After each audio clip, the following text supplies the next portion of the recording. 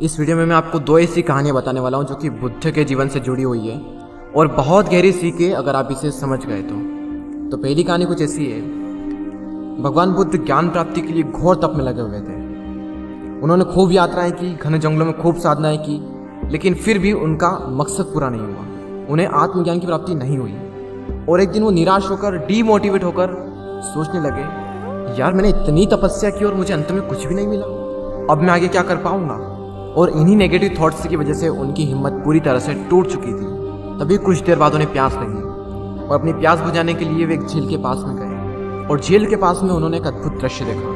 एक गिलहरी जिसके दो बच्चे थे वो पानी में गिर गए। पहले तो गिलहरी ऐसे ही बैठी रही और कुछ देर बाद गिलहरी झील के अंदर गई, अपना पूरा शरीर पानी से भिगोया और बाहर आकर उस पानी को झाड़ने लगी और वो ऐसा बार बार करने लगी। बुद्ध सोचने लगे ये गिलहरी कितनी मूर्ख है, क्या इसे लगता है कि इस तरह से ये झील खाली हो जाएगी। लेकिन गिलहरी ऐसा बार बार करती रही और कुछ देर बाद बुद्ध को ऐसा लगा कि मानो गिलहरी कह रही हो कि ये झील सूखे या ना सूखे ये मुझे नहीं पता, लेकिन मैं अपना प्रयास नहीं छोड़ूंगी। और उस छोटी सी गिलहरी ने बुद्ध को अपने लक्ष्य से भटकने से रोक लिया। बुद्ध सोचने लगे, जब ये नन्ही सी गिलहरी इतनी कम ताकत होने के बावजूद भी इतना बड़ा दृढ़ संकल्प ले सकती है, तो मैं तो इससे 100 गुना ज़्यादा शक्तिशाली हूँ, तो मैं क्यों नहीं कर सकता।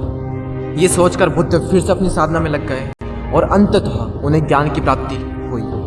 तो ये थी पहली कहानी। अब चलते हैं दूसरी कहानी की ओर। भगवान बुद्ध से आकर एक व्यक्ति ने पूछा कि मैं खुशियाँ चाहता हूँ, आई वॉन्ट हैप्पीनेस।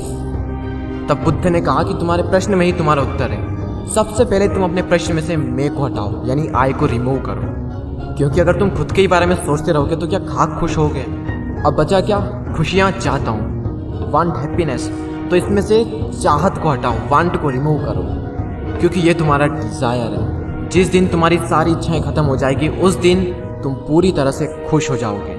तो इस चाहत को ख़त्म करो और अब जो बचता है वही खुशियाँ हैं।